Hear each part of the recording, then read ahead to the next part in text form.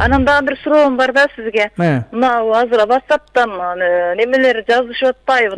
Орозон 15-inde асмандан үн келет, анан этият болуп отургула. Жок, ишенбегиле, ал даиф хадис. Ооба, бул боюнча жакында уламалар кеңеши дагы билдирүүсүн чыгарат. Бул ошол Табараниде келет. Муну устазыбыз Хатими Шариф ал-Ауни, андан сырткары, андан мурда имам Захаби даиф деп айткан. Буга маани берүүнүн кереги жок. Маани бербегиле. Андай болбойбу ишкылып? Жок, неберелерден, балдардан коркуп сүйлөшө турган болуп атат. Жок. Кандай таң кала берем ушу.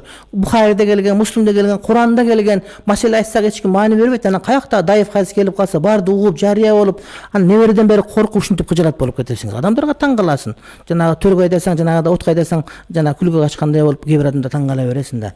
Ой, арак ичпегиле десе, балдарын арак ич деп айтпайт. Куранда келет арак ичпесин дейт, шариатта келет арак ичпесин дейт. Эми шариаттын өкүмү көп да, бирок сахих, достоверный жолдор бар. Анан интернеттен чыгып алып бирөө сүйлөсө ушенip кыжырат болуп кеткениңер тамын элим садаган кетеген баяу ишенчегелбиз да. Ак ишенбегиле. Рахмат сизге. Рахмат. Азыр мына интернетте, телефондон бирибиз келип аткан Рамазан айынын 30 күн, ар бир күндүн өзүнүн фазилети.